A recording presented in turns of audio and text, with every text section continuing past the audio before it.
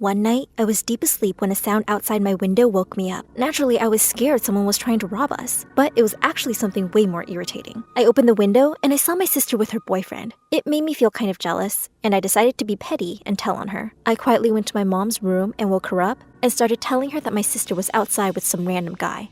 "Nonsense," my mom snapped. "Your sister is fast asleep in her room." I insisted, and we ended up going to my sister's room and saw that the bed was empty. There was a sudden bang downstairs, and both of us ran to find the source of it. It came from the kitchen, and we found my sister in there. There was glass all over the floor. She said she dropped a glass while getting herself some water. My mom was furious and started shouting at her. "Do you know what time it is? You were out with your boyfriend, weren't you? Don't try to deny it either. Your sister saw you." My mom started calling her names and getting really mean. But my sister didn't change her story. In the end, Mom grounded her for a whole month and stormed upstairs without another word. My sister looked at me with such rage in her eyes. "I thought she was going to attack me," she hissed and turned away. The next day, my sister wasn't any happier. Every time she passed me, she glared at me like she was trying to kill me with her eyes. I wanted to get away, so I decided to go to the grocery store with my mom. When we arrived, while she was busy finding all the stuff on her list, I decided to have a walk around by myself. I got a little distracted and accidentally walked into the back of a man. I was ready to apologize, but when he turned around, I saw it was my dad. I was sure he should be at work. Maybe he was on a break or something? "Sorry, Dad. I wasn't looking where I was going." Dad looked a bit startled for a moment. He looked around in all directions nervously. It was really strange. But finally, he seemed to relax and smiled at me. "No need to apologize, my princess. Hey, how about we head back home?" "Well, Mom's here. Should I go get her?" I asked. No, he said pleasantly. "It's fine. I saw her before, and she wanted me to take you home. She'll catch up with us." Maybe I'd been bugging Mom? I didn't know, but I followed Dad outside to the parking lot anyway. Except, it all got even weirder. He had a totally new car I'd never seen before. "Did you get a new car, Dad?" "Yes. I actually bought it this morning. Do you like it? Get in quick. Your mom won't be happy if she has to wait." "What on earth are you doing? Get away from my daughter, you freak! I swear I'll call the police." I ran back towards my mom. "Mom, what's wrong with you? Everyone's looking. I was just going home with Dad." I turned to talk to Dad, but he was speeding out of the parking lot. What was happening? My mom was furious, demanding an explanation about why I was getting into a stranger's car. She wouldn't listen to me when I tried to say it was just Dad. Then she dropped a bombshell on me. "Honey, that wasn't your dad. Your dad's at work. That man didn't even look like him," Mom said. I stared at her, wondering if it was all one big joke. But Mom looked deadly serious, and I started shaking and crying. What was wrong with me? They looked exactly the same, I was sure. After we got home and talked about it, my mom was so concerned that she decided to take me to a doctor. The doctor gave me a lot of weird tests, and I had to talk to other medical professionals too. But it only took a few days for the psychiatrist to diagnose me. Prosopagnosia. What a mouthful, right? To put it simply, I suffer from face blindness. I couldn't tell different faces apart from each other. People could easily end up looking the same to me.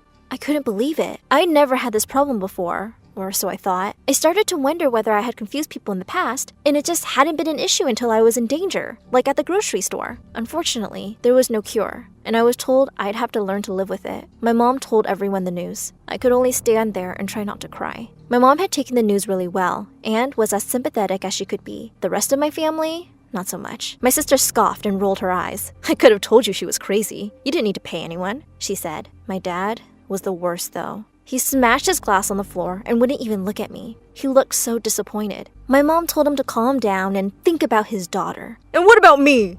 he roared. "My daughter is abnormal. Do you know how embarrassing that is?" I ran off crying, but I could hear the entire fight from my room. My dad was yelling about how he never loved me and always knew there was something wrong with me. My mom told him to shut up and that I was just special, but he was too stupid to notice. My sister didn't say anything, but I could hear her laughing. At least someone was getting a kick out of this. In fact, she seemed pretty happy about the whole thing. At least I had my mom, or so I thought. My dad and sister quickly ganged up on me. My sister cut her hair like Mom and wore her clothes to confuse me. And it worked. The next day, she walked over to me in her mom costume with an evil smirk on her face. She came close and whispered in my ear, "Hey, idiot. Guess what? I love your sister more than you." I started to cry hysterically and asked her why. "You've just always been such a disappointment to me," she said. She started to laugh in a way that seemed oddly familiar, but I couldn't place it. Before I had time to really think, Dad walked in. I told Dad that I was sorry for everything, but he just rolled his eyes at me. "It's fine, I guess. I always knew you'd be a problem," he said. "By the way, since there are no secrets between us anymore, I guess it's time we told you about our open relationship." Pointing at my mom, he said, "No need to tell her when other women are here. We all agreed to it. Not that you could tell your own mother apart from some random woman off the street. He and my sister both laughed before leaving the room. These people were stupidly evil. Shamefully, I really thought it was my mom who'd spoken to me like that, and I felt so betrayed and hurt that I didn't want to speak to her again. Every time my mom tried to approach me over the next few weeks, I avoided her. I couldn't take her insulting me again. Mom worked every night, so not seeing her wasn't particularly challenging. And from then on, every single night, my dad brought a new girl home. He made me stay in my room and told me my mom was totally fine with it all. Of course it was all a lie. My sister would even put on her mom disguise and tell me that she didn't mind the random girls in the house. I felt trapped in a nightmare. I just accepted things as they were. Even though I was angry at my mom back then, I still had guilt deep inside me. I knew something was wrong, but I couldn't quite figure it out. My mom had never been mean to me before, and I just couldn't fully believe she'd be okay with Dad bringing girls home. I needed to know the truth. I confronted my dad about it and told him he should stop. He got annoyed and told me I didn't understand. He asked me how I could even tell they were different girls since I was face blind. I can still tell voices apart, I said sadly.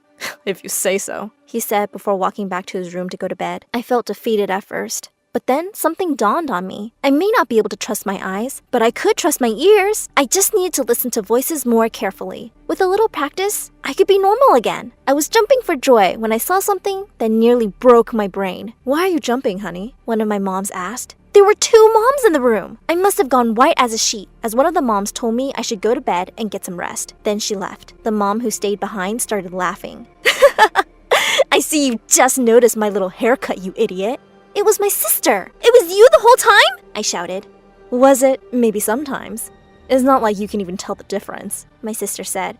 I was going to fix this whole mess. We all sat down and ate breakfast the next day, and no matter how hard I tried, I couldn't tell them apart. Their voices were different for sure, but I couldn't pin a voice to a person. My sister definitely had a distinct laugh, but her regular speaking voice wasn't much different from Mom's. And when I couldn't tell who was speaking, I couldn't train myself to know who was who. But then I thought, sure, their voices were similar, but their personalities weren't. That was it. My sister was rotten to the core, you see. And not just with people. My sister was also very mean to animals. She hated puppies and she hated kittens. Not like my mom and me. I decided to borrow the neighbor's puppy for a few hours. When I walked into my house, I could already tell my plan was working. One of my moms looked over with disgust and walked out. The other ran right up and started petting the dog. I took the next few hours to memorize my mom's voice as she played with the dog. The longer I listened, the more I could identify unique things in her voice.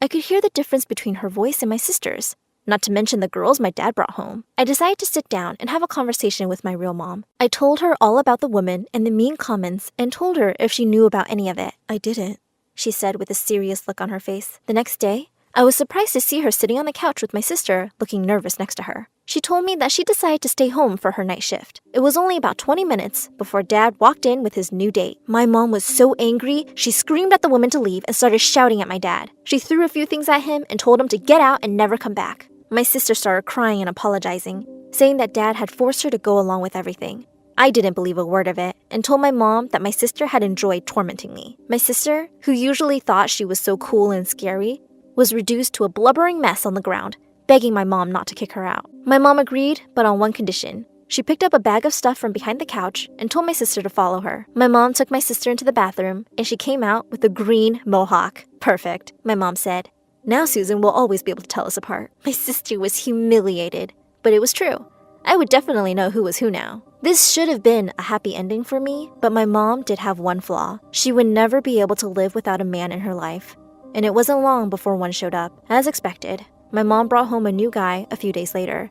And he really was something. He wore tattered old clothes and had a tattoo of a chicken wing on his shoulder. I had no idea what my mom saw in him, but maybe my sister knew.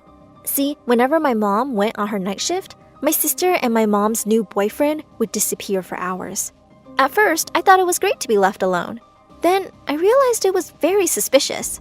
I told Mom about it, and she kicked him out and sent my sister to live with my dad at the motel he'd been staying at. A few weeks later, Dad came back, full of apologies and begging to be taken back. My mom crumbled. I guess she really couldn't survive without a man, so she agreed to work on their relationship. I asked my dad where my sister was, and he just looked confused. What are you talking about? He said. I felt super bad. She was a mean person, but there were worse people in the world, like the man who tried to kidnap me. I didn't want her to get hurt. I decided to look for her myself. I told my mom I was worried, but she only seemed to care about my dad now. I wondered about my mom's ex. The weird guy with the chicken wing tattoo. Maybe it was something to do with him? I went to the police station, and an officer told me we could go to the man's house and see if my sister was with him. I tried to explain my face blindness problem and that I wouldn't actually know if the girl was her. And what if she didn't want to admit who she was? The officer wasn't sympathetic and told me to deal with it on my own in that case. He said that runaway kids weren't his problem. Go play Sherlock Holmes if you want, he said, and walked away from me. Luckily, it was pretty easy to find the guy's address. His house was exactly what I expected it to be. It was a total mess, and there was loud music booming everywhere. There were also lots of women inside. The door was unlocked, so I let myself in. There were so many women with strange haircuts and outfits, I didn't know where to look. I shouted for everyone's attention, and they all looked at me. Hey, Rachel, if you're here, I'm sorry, and you can come home now. Forgive me, please, sis. Say something, I pleaded. One of the girls approached me and said, What are you talking about, idiot? There's no Rachel here. Can you just leave? I went back home and asked my mom for help again because I couldn't find my sister anywhere. That's when my mom finally snapped. Honey, I've tried to be patient with you. I just can't take this anymore, Mom said. Take what? I asked, confused. All these games! It's not funny. You almost cost me my marriage, and for what? Now all of this? Mom explained. What do you mean? I asked. You don't have a sister! My mom yelled, holding her head in frustration. What was she talking about? Of course I did! I pulled out my cell phone and checked my sister's number. She hadn't answered before, but maybe I could leave a voice message? Except now it said the number didn't exist. I ran over to my room and looked for any of her stuff, or photos, or something, but there was nothing. Her room was totally empty. I turned my computer on and searched frantically for her social media accounts, but they were all gone. I even ran into my mom's room and pulled out the family photo albums. She wasn't in a single picture. I was crazy, wasn't I? I'd been crazy the whole time. Or maybe there was something else happening here. Whatever it was, it had to be something dark.